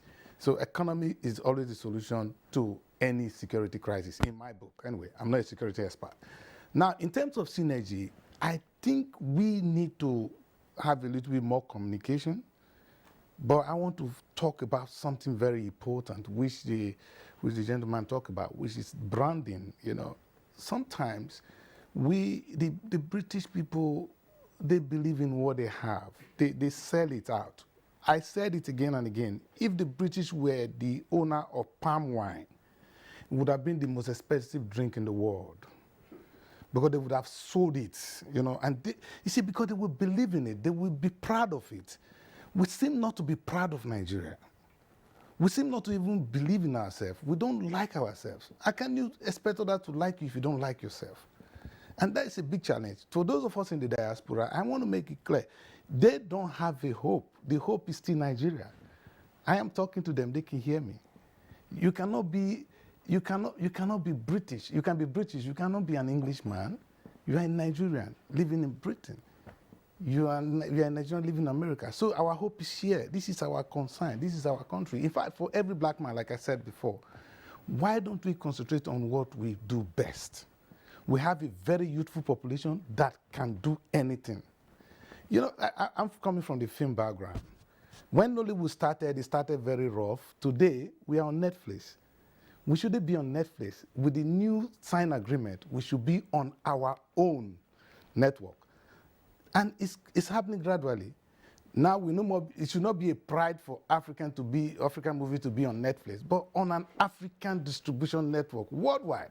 Because we have enough population, 1.3 billion or 1.6 billion population. What are you looking for? And if there is need to sell to the rest of the world, we want to be able to compete with them with branding. So I think the synergy is more communication, more belief, and that communication can only happen when we talk to one another. I want to put on the message to the Nigerian Promotion Council. They were in London, and I had a very big meeting with them. One of the things they mentioned was having a Nigerian village, something we want to see. We want to see the Nigerian village so that our product can compete. It should not be this local branding. Let it be properly, let it be made in Nigeria. Let it be something. They are made in England, made in America. Let it be made in Nigeria. Well branded. And we have the population. See, the fashion industry is growing. Look at it. The film industry is doing well. Let me say, in the past, you don't hear Nigerian music in the British radio. Today, it is one of those things they all celebrate. So we are moving forward. Let us not look at where we are getting it wrong. Let us capitalize on our strength. Our strength is our youthful population. They are vibrant, they are creative. We have the right labor force and we are intelligent. The most, the great part of it is that we have natural resources. I'm happy we're not thinking beyond oil. Nigeria must learn to live beyond oil because oil is going to go beyond. To the phones now, and Anjuma is calling in from Bauchi. Hello, Anjuma.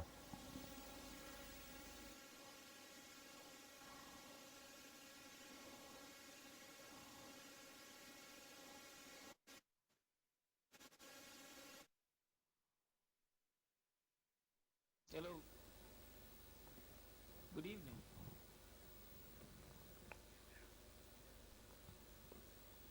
Hello. Good evening. All right. Okay. Good evening. Oh, okay. Now he's coming up. First of all, I would really like to commend.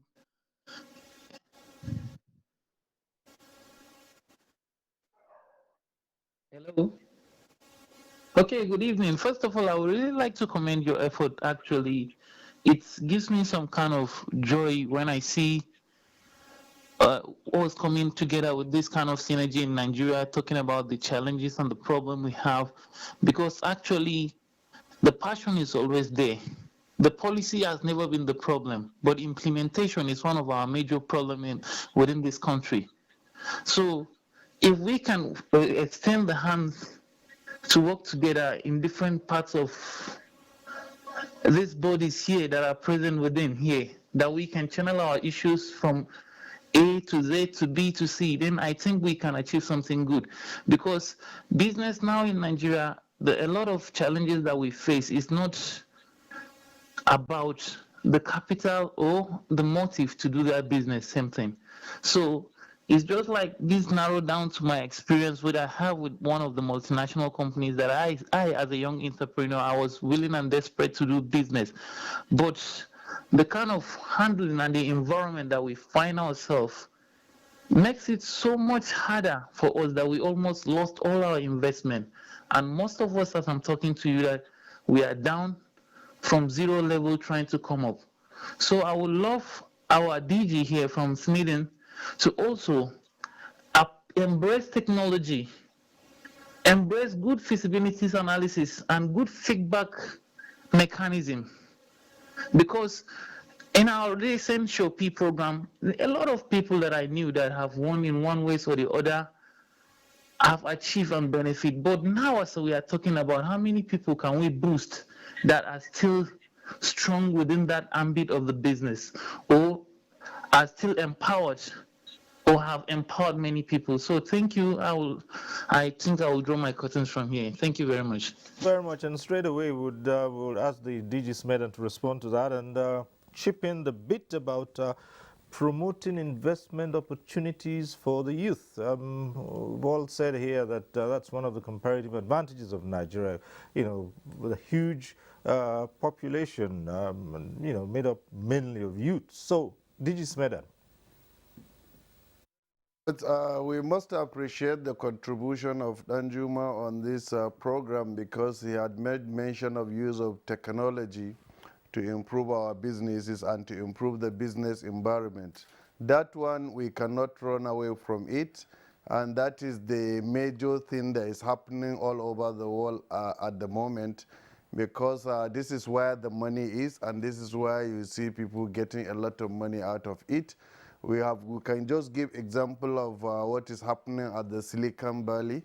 You can see a lot of, this just came up from an idea from somebody. They just thought about this idea and then it translates into a huge business opportunity for others. And I think based on this situation, we were able to start building entrepreneurship hope in the institutions of learning in the country. We have launched one in Yaba Tech Polytechnic, Lagos, and we have built one in BUK Kano and Abubakar Tafawa Balewa University in Bauchi. The idea of the business hub is to provide all the facilities, the computers, the internet service, 24 hours electricity in those enterprise hub, with the aim of students who have ideas, who wants to germinate or grow those ideas into a full-blown business to come into that hub, and they will be guided,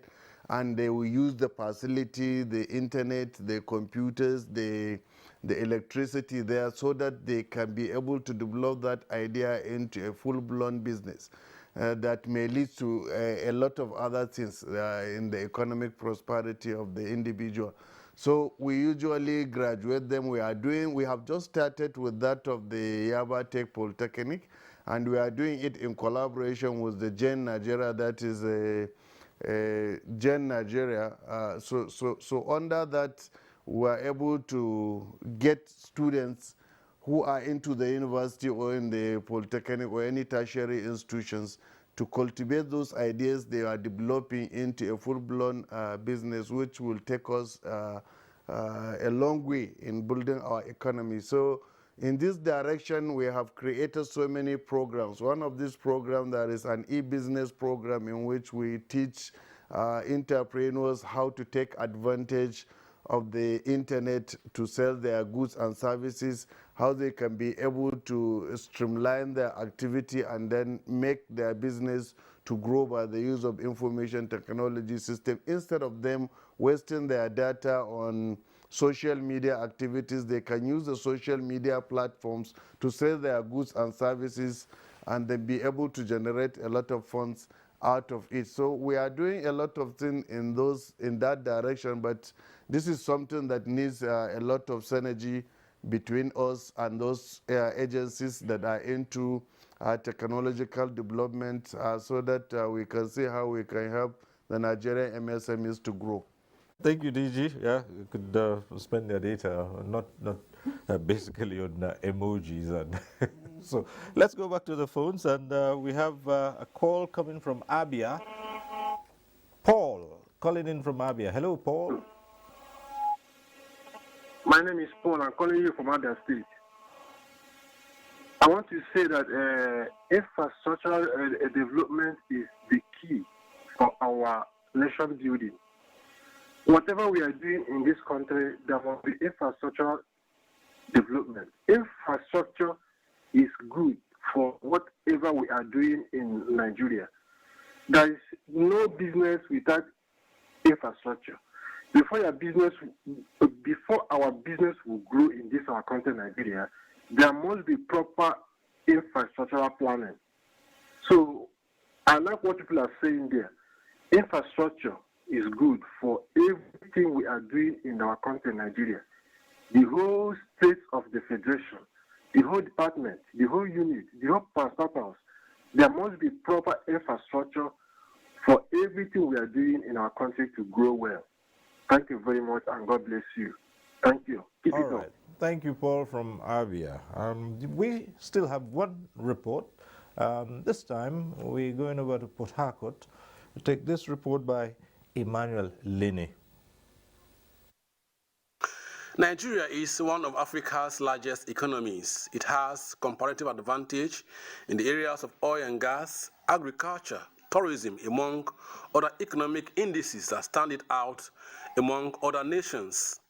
Despite these advantages, foreign direct investment inflow has been poor, partly due to perceived poor investment climate and some security challenges facing the country. The visit of Mr. President to the Paris Peace and Security Summit and Durban Intra-African Trade Fair was to spotlight Nigeria's immense trade and investment opportunities, as well as serve as a platform for sharing investment and market information about Nigeria. If you don't market yourself, nobody will. And as such, it's a step in the right direction for the president to use those fora as an avenue to market Nigeria as a destination for foreign investment. There are four basic key things they talked about: the issue of security, regional integration, trade, and industrialization. And if you look at each of these, they are the key drivers of every economy. A better way to scout for foreign investments is to make the environment congenial for those investors to come. You know, yes, this is what they call a pull factor. The pull factor is create an environment that will enable foreign investors see the place as investable and coming. Nigeria is presently faced with security challenges, but purportedly reported out of proportion.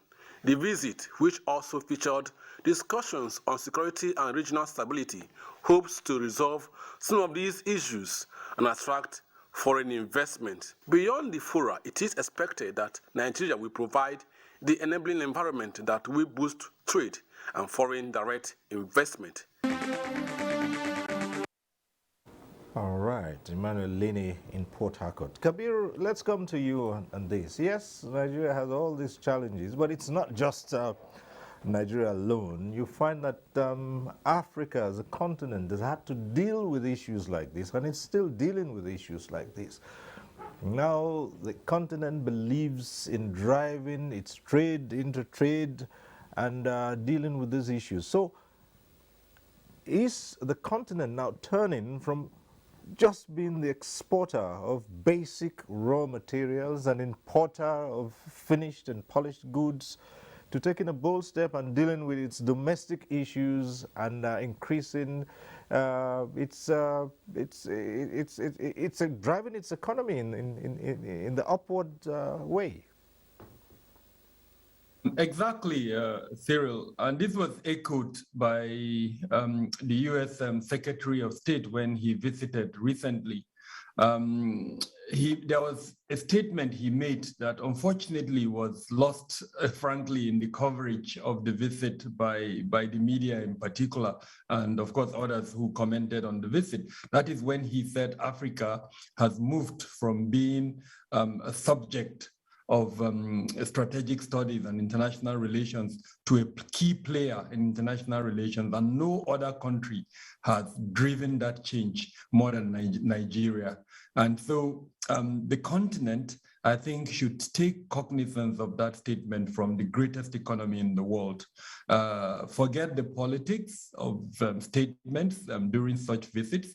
The reality is that the numbers that Africa provide, the potential that is inherent in Africa is real. And if we get our acts right, and we've provided several ways with which to get our acts right, I don't want to repeat them, then we can capitalize on this opportunity. We are global players in the International Committee of Nations, and it is ours really to take, and of course it is ours to lose. One key component that drives everything that we have said is good governance. And I think that is what we need to speak about more. How do we improve on governance? Good governance can help improve on infrastructure. It can help improve on virtually everything that we've discussed in the past, hour plus. And so I'm hoping that especially among, heads of states when they meet during multilateral and bilateral meetings, that this issue of good governance would be enhanced upon. I'm emphasizing this point because my field is security, and if we improve on that, it has a strong way of especially promoting better security, and it's only when there is enhanced security that we can see growth in several aspects of our economy. The world at the moment is looking at three basic principles of diversity, equity, and inclusion. And I think that is what, as a continent, Africa should also promote. It will help reduce the kind of tensions that we're seeing across the different parts of the continent. And hopefully with that, we'll be able to achieve this potential as encapsulated by the U.S. Secretary of State. Thank you. Back to the phone lines now. We have Yunusa calling in from Niger.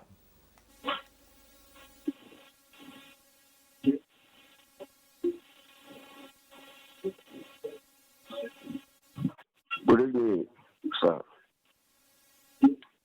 Good evening, sir. Good evening, sir. Yunusa, good evening. Just turn down the volume of your TV and go right ahead. Yes, sir. My contribution. Good evening, sir.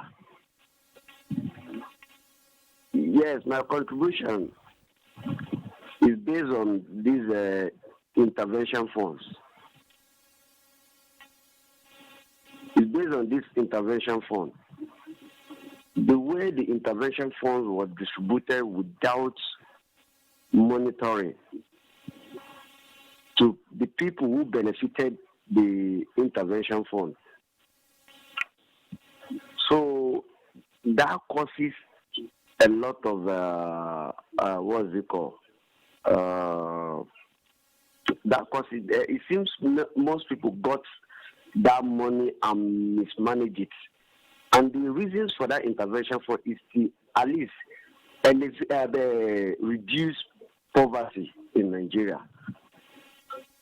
So without monitoring those funds being given to beneficiaries, it seems the beneficiary mismanaged the intervention fund.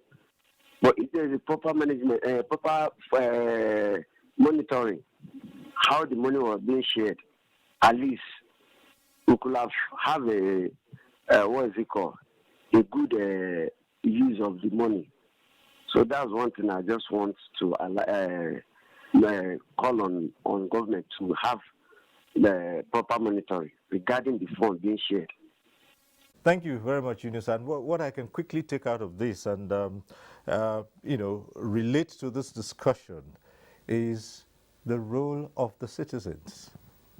Okay, so the government takes a step and goes out and sells Nigeria and all the opportunities. The government enunciates policies to help grow the economy, to help cushion the effects of the COVID pandemic, and to bring down poverty to the barest minimum. So what do the citizens owe the government or the nation, not the government, sorry, what do the citizens owe the country in building a greater nation? Let's start with you. Thank you. Let me add something to what I said earlier in terms of our president having sit-down meetings with the presidents of those two countries, France and South Africa. In France, in Paris, the first day of the visit was actually an official visit in which the president reciprocated the visit of President Macron to Nigeria. He visited him at the Palais Élysée, which is the seat of the French government. And it was a lunch meeting, and basically what they discussed were economic cooperation, development, security. France is quite key to security in Nigeria because we are surrounded by Francophone countries. And we know the affinity between France and its former colonies. And then, of course, they discussed COVID. France has been quite helpful to Nigeria in battling COVID. It has helped us with vaccine. It has helped us with financial support and all that. So all those came up. It was during the Paris Peace Forum itself that they didn't have a sit-down meeting. But the first day of the visit had been an official visit to France. Right. So I just wanted to correct that. Now, in terms of support. Yeah, and then the responsibilities of the citizens to the nation. A lot. It's very important to know that this is our country. This is our country. We don't have any other. I'm glad that our colleague from the diaspora has been speaking like a Nigerian, though he lives abroad. And that is an attitude I want everyone in the country to also imbibe. This is our country. We need to support and encourage. The tendency to always oppose and pull down may not always work at all times. It's not even good for us. It is counterproductive for the country. We need to support and encourage where necessary. That is how to be a good Nigerian. That is how to support our government. Okay. We have, okay, let's see if we can get this call in. Should be our last caller tonight. Tunde calling in from Lagos. Hello, Tunde.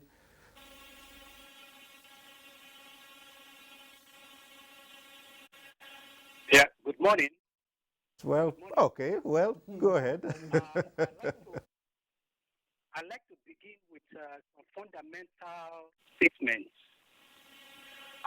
Some of my colleagues here, when I tell them that Nigeria is in competition with the U.S. China, Japan, the rest of them, they tell me you are being stupid. How can Nigeria be in competition with the US? So my fundamental statement is Nigerians don't understand that we are in competition. In actual fact, globalization is about competition. It is not about cooperation. No, we get that wrong. Except we understand this fact that globalization is about competition and not cooperation. We are not going to make any achievement such as we dream about and we talk about. That is the first thing I want to say. And let me add there that in competition, what it means is you formulate your own strategy for competing. You don't depend on the other person for strategy. You get your own ideas. You have your own rules. You work out everything to succeed. Not only succeed, exceed the other person. That is a fundamental thing in competition. Whether it is football competition or whatever. If you have to in any way look at the other party, it is to steal from them, to get upper hand from them. But you don't depend on them for ideas. You don't depend on them for policy. You don't depend on them for rules. That is what we are doing. The second thing I want to talk about is about the investment. I have found out that when we talk about investments, the advantages go to investors, and we disadvantage ourselves. We make ourselves slaves, make ourselves dependents, make ourselves beggars. That is not what it should be under investment. If we are going to invest, we must retain all powers of control. We must retain powers to dictate the core things about that investment. And in relation to that, let me say something. People say government has no business in business. That is completely wrong. Government has every business in doing business. I don't want to go too far and not to take time. Because let me talk about the other one, the infrastructure. Lastly, the infrastructure.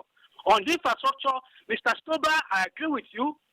Infrastructure is not only about structures and all of that. No. Infrastructure is about organizations. It's about ideas. It's about putting these things into effect. We have the iron and steel. What have we done with it over the years? Our oil is still refined abroad, and we are bringing it back after refined and sell an international market price. Something that Philip Asiodu, he started it. When I wrote about it in the newspapers, they went after their father, not me. Sorry, I used that word. Sorry. I'm sorry about that. But that we have to understand. Infrastructure, we have the infrastructures already. Globalization is driving new infrastructures. What we have, let us make use of what we have. The iron and steel, the oil, let us develop them. I think I want to stop there. Thank you. Tunde, I can understand your passion, but let's keep it on the low side. Thank you very much for calling in. Well, let me go over now to Dr. Ashaku. And it was Kabiru who talked about the place of good governance. And I'd like to push that a little further and say, well, from good governance, you have good policies and all that. But an interesting thing quite recently, Nigeria have seen from the eyes of international bodies and organizations, in what some say it's rare somewhat to have the IMF, for instance, in its review of Nigeria's economic policies by the current government, to say that they seem to be on the right track. What do you make of that? Like I always say, let's look at the positive sides of things now. We can do more. We are not there yet, but we are not where we were. I'm here listening to all the beautiful ideas, the beautiful body set up by the Nigerian government. A new dawn is broken. There's a big market in Africa. Let us tap on it. But I think the most important thing here is we don't believe in Nigeria, and it's a shame. You see, in the UK, let me just give you one quick issue that is currently happening. There's no government anywhere in the world that does not have a problem. There's a teeming youth unemployment in the United Kingdom. You know what they did? The government is encouraging us to take on youth. They even pay us, and they'll pay them for the first 6 months. They just want to get them out of the unemployment market. They have an issue, so they are trying to solve it, but we don't see that. Nigeria is the freest country in the world, the freest. And I don't know whether I'm allowed to say this, and I say it again and again. For those of you here, since I might stay in the UK, I don't know anybody with a personal driver. You are free, you live in a free world. In fact, in terms of taxes, you don't pay. Very few people pay taxes in Nigeria. I know they're going to jump at me now, but you don't pay tax. You come to see my council tax in London, you will know what I'm talking about. So yes, there are a lot of good things you see on the surface, but deep down, try and find out what is going on. And try and, like the caller said, develop your own. It's a competitive world, it's a global world. We need to believe in our country. We need to sell the brand Nigeria. Let us be proud. Let us make what we have work. Yes, we need to grow. And like I said, the most important language I want to hear in Nigeria is what has been broken. Economic growth, wealth creation. The president has started this well. He's now the #1. He has gone there to say this for us. I think we should all key in. I'm more interested in what we all can do to make Nigeria better. And that is where I come from, because when you are outside this country, anything that you see is your country, Nigeria, and you want to see it work. We are not really behind. We're not as behind as we claim. Maybe we refuse to sell ourselves in the right way. Like I said, if the British had palm wine, it would have been the most expensive drink. Let us be a little bit positive. Let us work towards it. Yes, we need infrastructure, but we have things they don't have. Why don't you tap on that? They don't have natural resources. Why don't we refine it? Why don't we rebrand it and sell it to them and sell it to us? In fact, the good thing now is you don't even need them to grow. If Africa can come together like what they have done with this Durban, I'm more interested in the Durban aspect of it. You see, I don't want to talk about the Paris, I'm more interested in the Durban, because I'm a Pan-Africanist to some extent. If we can develop, we will grow. In fact, they will let them come to us, let them see us. You see, when you tell everybody your weakness, they take advantage of it. The reason, before I came to this studio, I had to put on this white clothes because I can cover some shit. Sorry about that. You know, I want to cover. Thank you, Dr. Shaku. Well, Mr. Olowo, what you make of the IMF, at least, in reviewing the policies, says they're positive, and some experts see this as a rare admission of Nigeria going forward. Yes, let me say, I'm a perennial optimist. My glass is always half full, and that's the way I take it. But you know, having said that, going around this country saying the opportunities, you know, our friend in the diaspora mentioned the African Continental Free Trade Area. Yes, 1.4 billion people, 3.3 trillion dollars in GDP, largest free trade zone in the world. So what are the opportunities there? What Nigeria must do? Nigeria must, of course, produce more. Nigeria must increase productivity. You do that, you create an employment. We must move, you know, from 300,000 metric tons of cocoa to 1 million metric tons of cocoa. We must do the same in sesame. We must do the same in cashew, you know. And then we must process, produce, and export that. You know, the value we lose in cocoa, for example, to chocolate is too much. We have 4 countries in West Africa, you know, fighting for $8 billion in cocoa output. We're there. It goes to Europe. It becomes chocolate. It becomes an $80 billion business, and we're not there. And then you have countries like Belgium telling you they have the best chocolate, and they don't have one cocoa tree. You know, it's crazy. So we say, look, the Nigerian Industrial Revolution Plan is there. Say we must stop exporting, you know, raw materials alone and export processed goods. Yes. So all this step is being done. And then we must realize that what this government is facing is we're trying to get out of a pandemic. Indeed, we went to the African continent, African Inter-African Trade Fair in a pandemic. So we're struggling to come out of it. We have the economic sustainability plan that has taken Nigeria out through this, and we must continue in that regard, and we must face it. And the only tool that is available for us is trade. And Nigeria, sorry, Stira, I must make this pitch, and it's my pitch. Nigeria must be an export-led economy. We must just export. If Nigeria does not export, then Nigeria will die. Okay.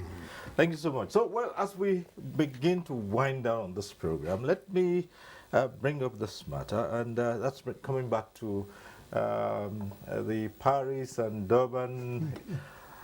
Well, Mr. Adesina, you speak for the president, and yes, expectedly, you do get a lot of criticisms.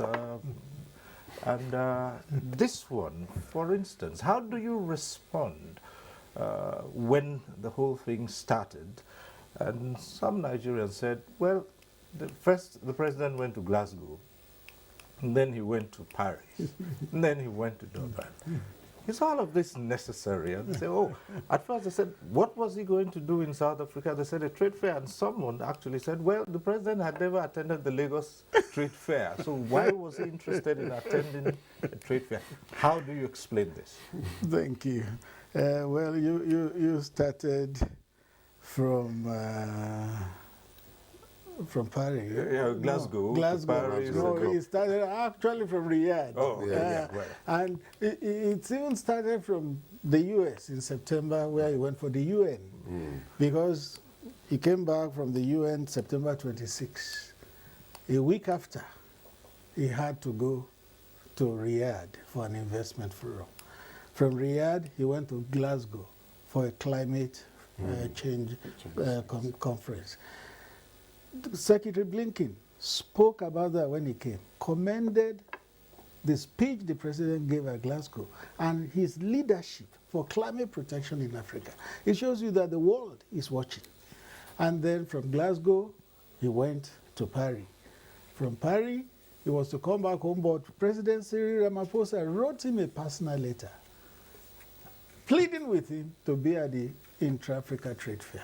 And so, from Paris to Durban is 10 hours, 40 minutes. President will be 79 next month. He took that journey for Nigeria and for Africa. I'm happy that a lot more Nigerians are understanding. The noise they make is not as strident or vociferous as it used to be. Oh, it's junketing around the world. Do they think a 79-year-old man would love to travel all those long hours for personal satisfaction? He's doing it for Nigeria. And this to Durban, he was doing it for Africa. And it was very good I was there. Apart from being there and giving that speech, he personally visited the stands of Nigerian exhibitors. They were very encouraged. I think it's good for our country. All right. Well, it is on that note, we'll leave this discussion. There are still so many other things we could talk about, Nigeria's investment drive. But all of it, I always say, no one program can take care of it. So we'll leave this conversation here tonight, and hopefully we'll explore this at some other point. At some other point, and hope that you would oblige us to come again and talk about this thing. So for now, we want to say a very big thank you to all our guests. Femi Adesina, Special Advisor to the President on Media and Publicity. It's been interesting talking to you tonight. Thank you. Mr. Olusegun Awolowo, Executive Director of the Nigerian Export Promotion Council and President ECOWAS TPU Network. Thank you so much for being here. Thank you, sir. A pleasure. Let me also extend our thanks to Dr. Diko Omorurada, Director General, Small and Medium Enterprises Development Agency of Nigeria, SMEDEN. Thank you for sharing your thoughts with us. Thank you so much. Dr. Christian Ashaku, Investment Consultant, thank you for coming back to give us your experiences here. We appreciate it. Thank you. Dr. Kabir Adamu, a security expert who joined us via Zoom. Kabir, it's always a delight to to talk with you and listen to you. Thank you very much for sharing your time with us tonight. Okay, and to all of you who are part of this program, we'll say thank you for being part of it. Next week, we'll be back with NTA Tuesday Live. I'm Cyril Stover. Continue to stay safe.